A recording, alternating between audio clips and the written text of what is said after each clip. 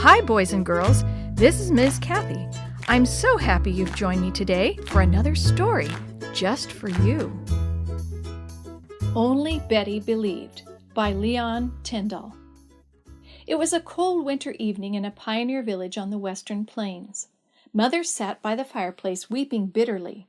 The next day would be Christmas, and there was nothing, absolutely nothing for the children. She had hurried them off to bed early because she could not bear to hear their talk. The two boys wanted ice skates, and the little girl, Betty, who had lost interest in the rag dolls Mother had made for her, asked for a big, beautiful doll. When they had said their prayers, Betty had insisted on asking for a doll for herself and ice skates for the boys. Then, with a radiant face, she had whispered, "You know, Mama, I'm sure they'll be here early in the morning." Now, sitting by the fire, Mother felt utterly discouraged. Her husband was a preacher, and his salary was too low to meet the family's needs. Much of the time he was away traveling from one church to another.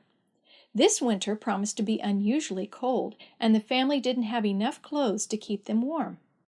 Mother had patched and repatched their garments. To make matters worse, the wind blew through cracks in the parlor floor, and the water in the well had frozen.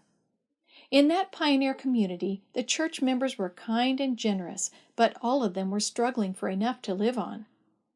Early in life, Mother had been taught to take God at His word, and she thought she had learned the lesson well. Through many dark times she had lived on God's promises, but now her faith had so weakened that she could not believe any more. That morning her husband had been called to see a sick man. She had packed a piece of bread for his lunch. It was all they had. Then she had wrapped her plaid shawl around his neck and tried to whisper a Bible promise in his ear, but the words had died on her lips. "I don't believe in the promises now," she had thought, "and it seems mockery to quote them." As she gazed into the fire, her husband returned, cold and exhausted. He removed his boots, and the thin socks slipped off with them. His feet were red with cold. Her heart strangely hard, she burst out angrily, "I wouldn't treat a dog this way, let alone a faithful servant. If God is a faithful master, why does He let us suffer like this? Let Him prove His promise if He wants us to believe Him." Then, looking at the despair in her husband's face, she realized that he had let go too. She fixed him a hot drink, and he sipped it without a word. Her soul was so full of rebellion that she wanted to meet God face to face and tell Him of her complaints. An hour passed like this, and then suddenly she heard a sound of bells, a quick stop, and a loud knocking at the door. The preacher hurried to open it, and there stood Deacon White. "A box came for you by express just before dark, Pastor," the man said jovially. "I brought it around as soon as I could. Reckoned it might be for Christmas.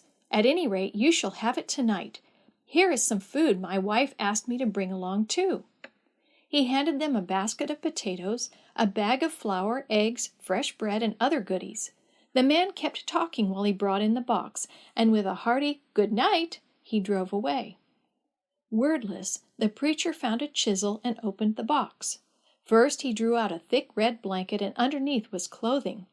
At that moment it seemed to Mother as if Christ appeared and fastened on her a look of reproach. Father covered his face with his hands. "I can't touch these gifts," he exclaimed. "I haven't been true. God was testing me to see if I could hold on to faith, and I failed. I saw how you were suffering, and I had no words to comfort you." "Don't take it to heart like this," Mother said. "I am to blame. I ought to have helped you. Together we will ask Him to forgive us." "I cannot talk now, dear," Father said, and he went alone into another room. Mother knelt broken-hearted, and in an instant all the darkness and stubbornness of her heart rolled away. Jesus seemed to appear before her again, but this time He smiled and gently said, "My daughter." Presently Father came back, and together the two of them praised the Lord.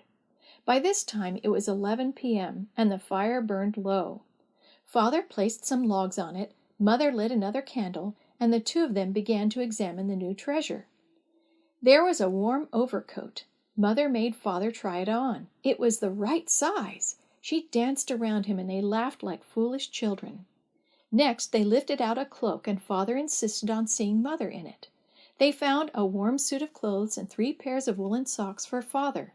For Mother they discovered a dress and yards of flannel. They gasped with delight at each treasure, including a pair of Arctic overshoes for each of them. In one shoe they found a slip of paper on which was written Moses' final blessing to Asher, one of the heads of the tribes of Israel. "Thy shoes shall be iron and brass, and as thy days, so shall thy strength be." Deuteronomy 33:25. In a pair of gloves they found another note saying, "I, the Lord thy God, will hold thy right hand, saying unto thee, Fear not, I will help thee." Isaiah 41:13. They smiled when they located a suit of clothes for each of the boys and a little red dress for Betty. They took from the great box mittens, scarves, hoods, and a muff, and in the center they found a box containing a large wax doll. Both parents burst into tears of joy. There were more exclamations when they saw 2 pairs of skates. They also pulled out books for themselves and the children: aprons, underclothing, knots of ribbon, sewing needles, buttons, and thread. They even found an envelope containing a $10 gold piece. By now it was past midnight, and the 2 parents felt exhausted with happiness. Mother made a hot drink and cut the loaf of bread, and Father boiled some eggs. They drew the table close to the fire, and how they enjoyed that late supper. Then for a while they sat talking over their lives and of how sure a help God had always proved. The next morning the boys raised a shout when they saw the skates. Betty hugged her doll tightly without saying a word, then went to her room and knelt by the bed. When she came back, she whispered, "I knew it would be here, Mama, but I wanted to thank God just the same." Then Father called Mother to the window, and they watched the boys skating with all their might. The family sent their most grateful thanks to the church in the East that had sent the box, and they thanked the Lord for many days. Hard times returned again and again, but the family trusted in God. After all, they had proved that "they that seek the Lord shall not want any good thing." Psalm 34:10.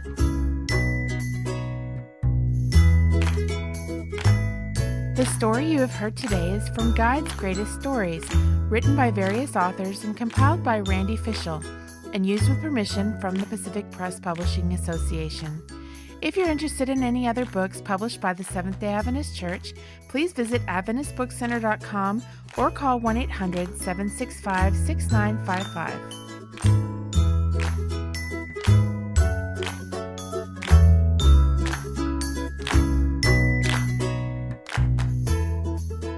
This podcast is a production of the Carolina Conference of the Seventh-day Adventist Church.